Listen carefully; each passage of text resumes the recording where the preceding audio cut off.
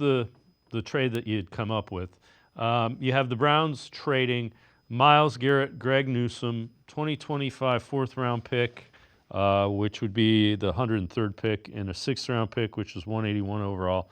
Browns get a first-round pick this year, 10th overall, 26th first-round pick, this year's 41st overall pick, an offensive tackle, a young offensive tackle that they drafted last year, and then wide receiver Tyler Scott. So we'll get into the mock draft that you did in conjunction with this, but it gives you an early pick to get an impact player this year. You're still holding on to number 2.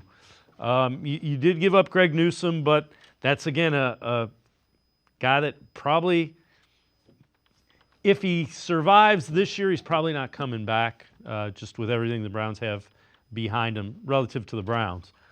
He's on he was tagged, so they picked up the fifth-year option. So he is an expensive guy that hasn't performed to the level they're going to be paying him. Yeah, that's really why it's almost like in this scenario and proposal, it would be like the Browns almost forcing the Bears to take Greg Newsome as part of the deal, so that way they could at least get his $13 million off the book to help negate the impact of the dead cap hit that they would absorb through trading Myles. And the other thing is there's things that they can do with the contract. All right, let's look at, so now the Browns would pick 2, 10, 33, 41. So we'll look at what you had. You have Abdul Carter at 2. Will Campbell, the pick they got from the Bears, offensive tackle, at 10. Jackson Dart, Caleb Johnson. You got the tight end, Mason Taylor. You got a linebacker, and then Riley Leonard. So you get 2 young quarterbacks, kind of what I had said earlier in the show.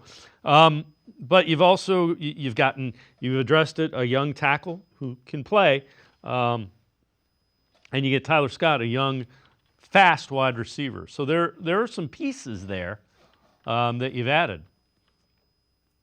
Yeah, I mean, this would kind of be, my ideal scenario of what it might look like. In the mock draft example that you just showed, Shador Sanders actually went first to Tennessee. So, I would consider Sanders at 2. But the way it worked out, I don't think you can really pass up on Abdul Carter in that situation with Sanders off the board. And for me, it just comes down to fit. I like Cam Ward as well, but I like him for 31 other teams probably more than for the Browns. And some of that might be a little PTSD from the Deshaun years, but yeah, they'd certainly have an opportunity, a plethora of draft capital already. And if they were to do that deal, they would have even more. And the example there was, I certainly wouldn't expect them to pick 12 players in the draft upcoming.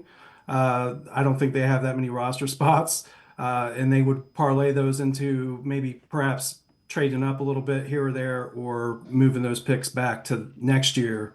But it just really goes to show you what they could add to the roster if they were to do something like that. And the idea of picking Riley Leonard, I'm not saying like let's have a quarterback competition or anything like that with Jackson Dart.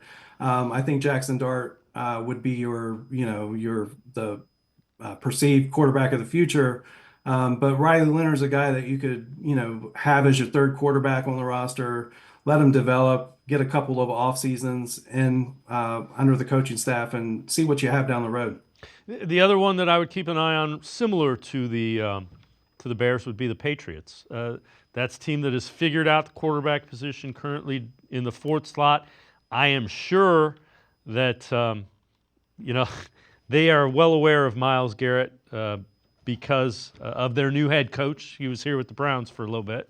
So that would be another one that I would have more interest in trades like the Bears and the Patriots than the Eagles or the Lions. Yeah, those would really be the 2 ideal landing spots, in my opinion. Also, not only does Vrabel have great familiarity with Garrett, but also Elliott Wolf, who was here with the Browns, during the early days of Garrett being here under Dorsey.